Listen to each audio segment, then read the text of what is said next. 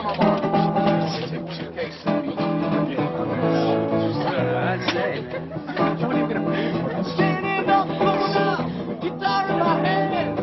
Nancy, when are your parents coming home? Not till after midnight, so don't even worry about it.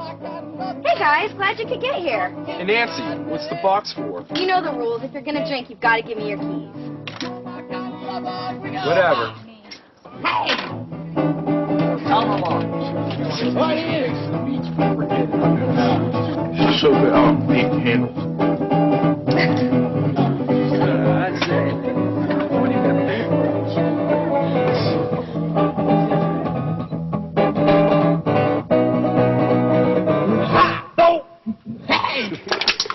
That's great. Great party, Nancy, but we gotta take off, so give me my keys. I don't know, Trent. You've been drinking an awful lot. Are you sure you're okay to drive? I've only had 3 beers. I'm fine. I'm okay. See? I don't know. What do you guys think? Oh, he'll be all right. Let him drive. There you go. Thank you. Drive carefully. Bye. Bye, guys. See you tomorrow.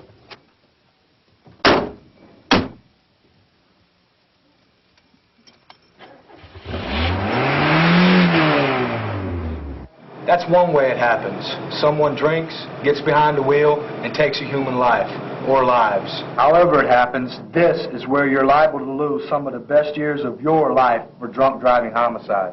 We are all members of a group called CAR, Convicts After Recovery, founded here at the Ross Correctional Camp in Chillicothe, Ohio.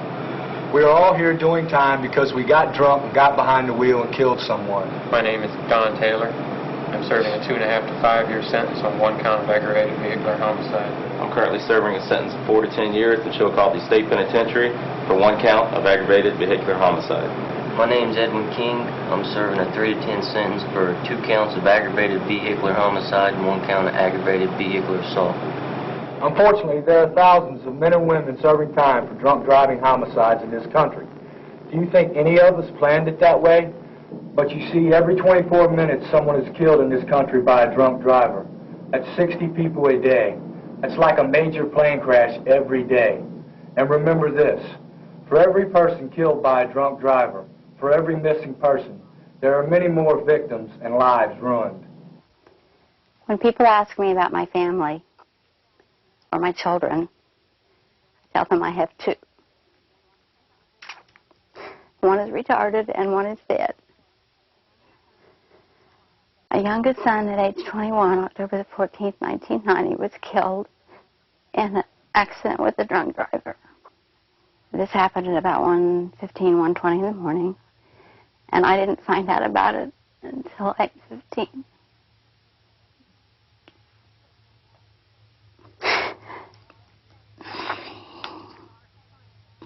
That's one of the hardest parts about it, besides the actual death, is to think that you slept through the whole thing and had no idea. It's been real amazing to me what you can do when you have to. And after 20 months, I think the reality of it probably is just getting here.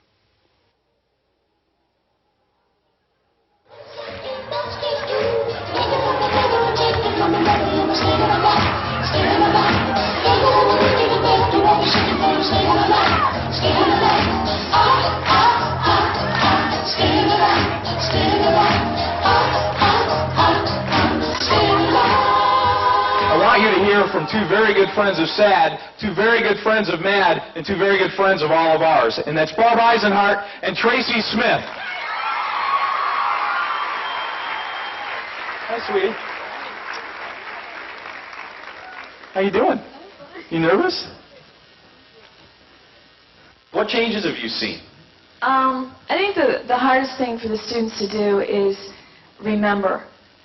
It affects them, like today they'll all go home and they'll remember, yeah, we heard about this story and we heard what happened and everything.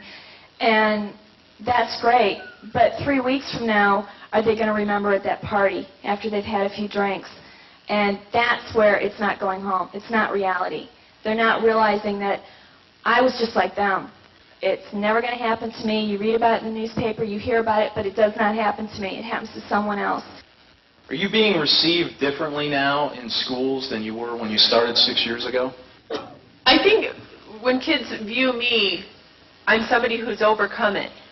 I am going on. There's so many kids, though, sitting in hospitals with brain injuries that are never going to go on. But they still don't see what it's like for me to get up in the morning. They still don't see the behind the scenes. I think they look at me and think they don't want to be in my situation, but then they look at me and say, well, that's her. It's not going to be me. It's not that we don't want you to have fun, because this is the prime of your life. You know, it's a lot of fun. But we want you to have fun for a long time. Not just for a night at prom, not just for graduation.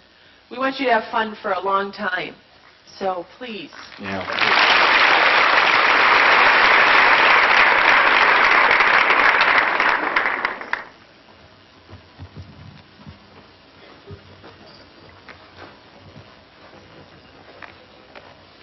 Hi, my name's Shelley. This is real hard for me, but I feel like hopefully what I have to say will change people's thoughts before they go out and drink and drive. I don't remember my accident, nothing about it. I don't remember getting in the car. But I made that choice to go out and drink and thought I was going to have a good time. And the next thing I knew, I woke up in the hospital with a broken neck. And not knowing until 4 days later that there was a victim that got killed in my accident. I can't change what happened that day. But I hope that by going out and talking, I can change other people's lives in hopes of this not happening again to them or someone else. But it does happen.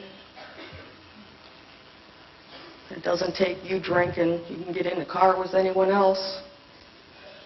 You don't even know. And it could happen. All right, Shelley, thank you very much.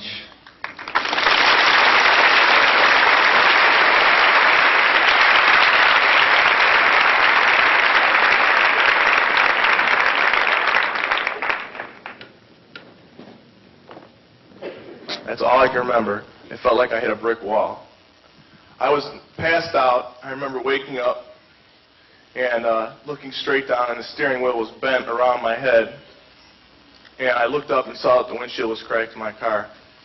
And at that time, I saw the other car that was in the accident in front of me, and I jumped out of my car, and my first concern was to see if the other person was hurt. I walked around the side of the other car, and it looked like someone took a can opener and just opened the whole car up wide open. The driver's door was lying on the ground, and I saw this limp body lying in the driver's seat, laying face down. And at this time, some of the people from the neighborhood had heard what happened and began coming out. And I remember walking up to Paula and touching her on her shoulder and asking her if she was all right. And she didn't answer, but all I heard was this low moaning noise. She was definitely in a lot of pain and hurt severely. And I knew that, and I started to freak out and started screaming, calling an ambulance. I ran up to a house. Someone had stopped me before I had gotten there and assured me that the ambulance was called and coming. And some of the people that were around tried to settle me down. I was nervous, shaking. I didn't know how to feel. I knew this person needed help, and I wanted to help her, and there was nothing I could do. I remember standing there as the ambulance pulled up and took her limp body, put it on the stretcher, and put her in the ambulance, and that's the last time I saw Paula Croy alive. I was photographed, fingerprinted, put in my cell, and then sometime in the middle of the night, I remember being taken back out, sat down, I was given a blood alcohol level test, and my blood alcohol level was 0.18, which is almost double the legal limit. And I remember an officer walking in, tapping me on the shoulder and said, "You killed her."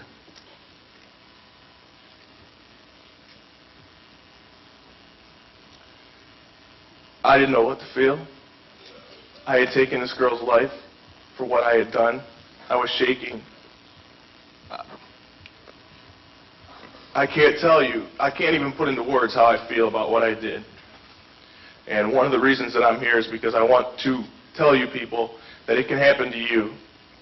It can happen to anyone. Don't think that you have to be an alcoholic to be out and drinking and driving and get in an accident. Anyone could go out one night of the week and have a couple drinks, and it doesn't take much, and get into an accident and kill yourself or someone else.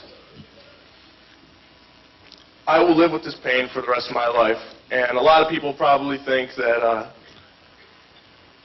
it's not fair, and it isn't. It isn't fair because it was my fault. I ran a stop sign. I hit her. I was drinking. I made the wrong choice, and that's what it's about, making the right choices. And don't think that all of us aren't up here to scare you, because we are. We are here to scare you. And hopefully that you will be scared enough that you won't go out and drink and drive. Or if you see one of your friends that's drinking and driving, you'll stop them and say, hey, listen, don't do it because it's not worth it. Paula's father is here with us today, and he wants to say a few words briefly, if you could. Before we get started.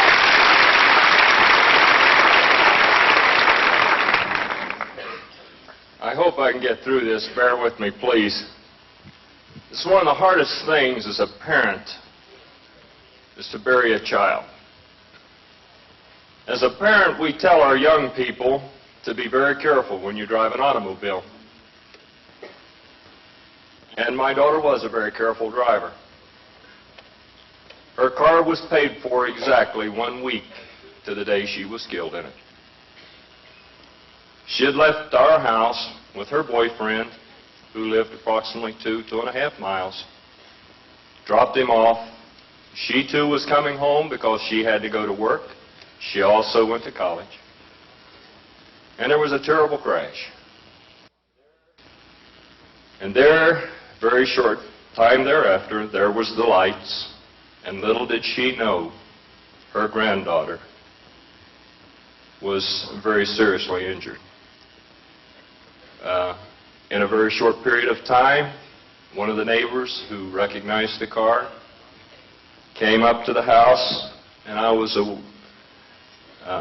approached and told that it was my daughter. It was bad. And unfortunately, by the time I got there, she had been out of the car. I didn't recognize that car. I mean, I bought it. That car was in my name.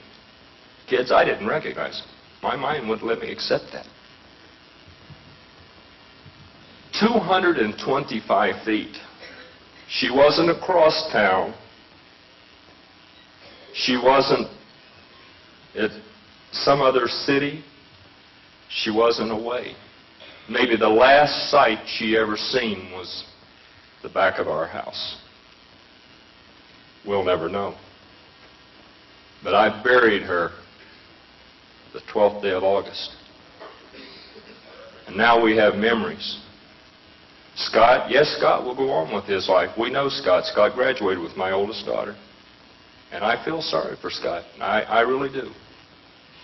He may very well have run his life forever. But young people, my life, my daughter's life, my wife's life, it's not the same. And believe me, kids, it can happen to any one of you at any time. Thank you very much. I'm glad I'm doing something like this because I want to get the message out to not to drink and drive, because, I mean, result of a drunk driver, I'll be in this chair probably for the rest of my life. And I just want people to know that it can happen to you. I mean, all teenagers think they're invincible, like nothing could ever happen.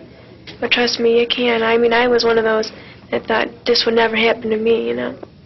The pressure that surrounds me every day, besides the fact that I'm incarcerated, is overwhelming. I sit in my cell in days off, and I'm lucky enough to have someone else in my cell who tries to cheer me up now and again.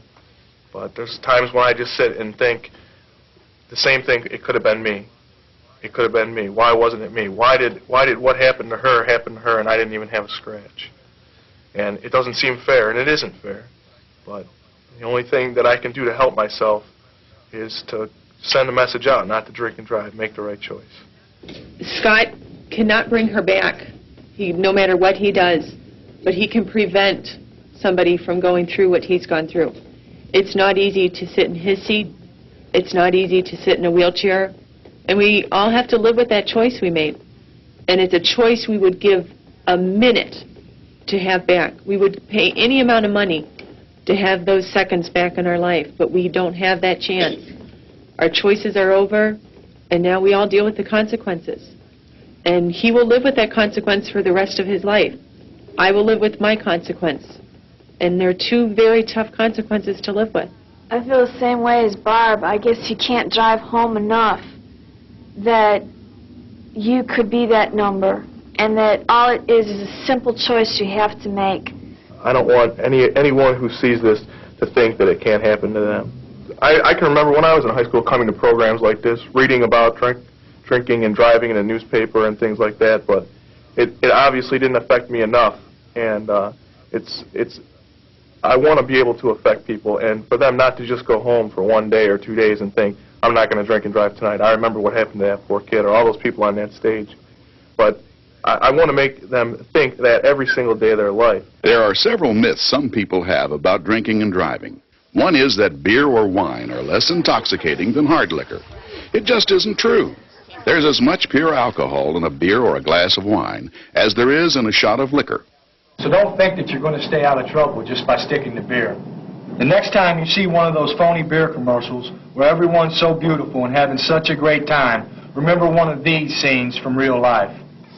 Another myth is that you can always tell whether or not someone's able to drive.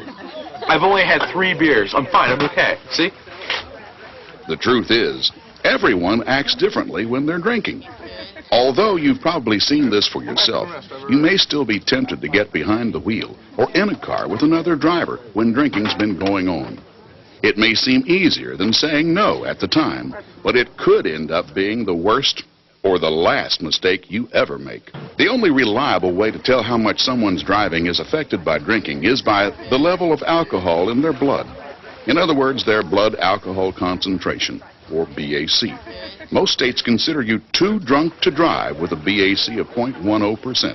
The fact is, alcohol begins to interfere with your driving with a BAC of as little as 0.03%. That's less than 2 beers or glasses of wine in an hour's time. For a woman of about 120 pounds, less than 3 for a 160-pound man. Even though several factors affect the absorption of alcohol, such as your sex, weight, and the amount of food in your digestive tract, the bottom line is how much you drink and how fast. So don't think eating a big meal will keep you from getting drunk. As seen here, after drinking 3 beers in an hour, a male of 160 pounds will reach a BAC of 0.05%, and a female of 120 pounds will reach a BAC of 0.06%. By the time you reach a BAC of 0.06%, you're twice as likely to be involved in a fatal crash as a non-drinking driver. So see, you don't even have to be legally drunk to be in danger and a real threat to other people. But if you do reach a level of 0.10%, you'll be 12 times more likely to have a fatal crash. Not just any crash, but a fatal crash. Okay, through the wonders of computer animation, we're going to take you through a little demonstration to show you just how much you're taking your life and the lives of innocent people into your hands by drinking and driving. Say you're driving down the highway. In just a moment, the road signs on the right will begin recording BAC levels, starting with 0.01%. Computer voice simulation readouts will report the escalating impairment to your driving ability. The higher your blood alcohol concentration. Ready? Driver, start your engine.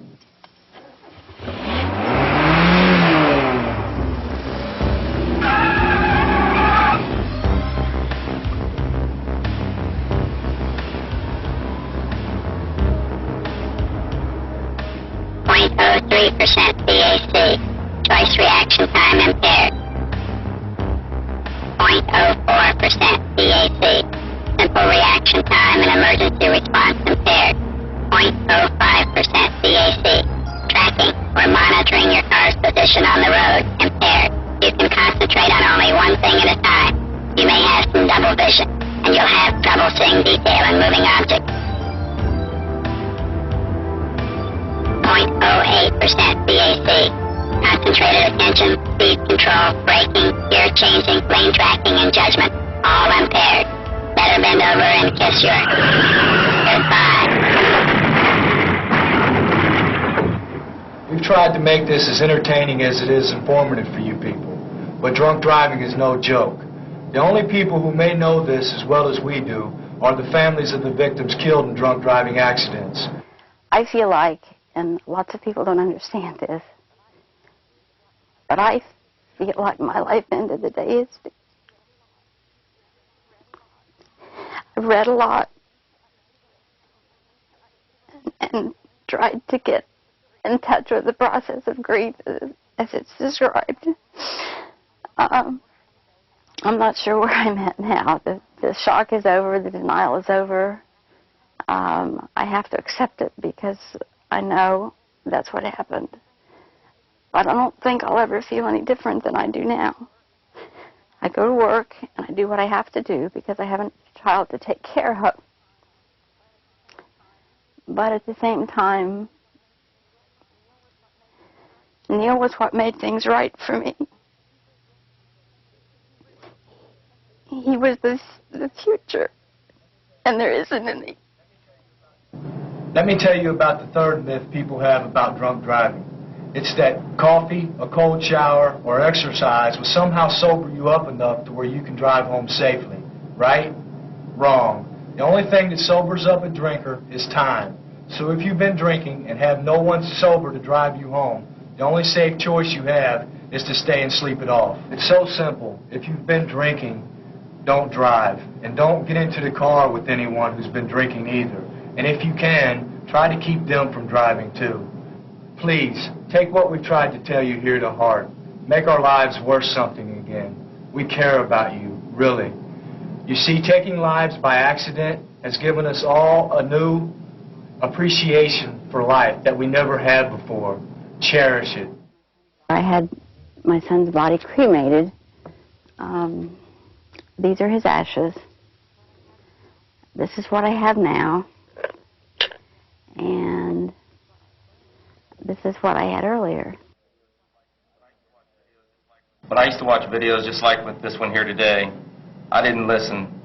I thought I had my life together and everything was under control, and it could never happen to me. But please believe me, people, it can happen very easily. It hurts. You don't realize every day what you feel inside, but you have to live with it. You have to try to go on.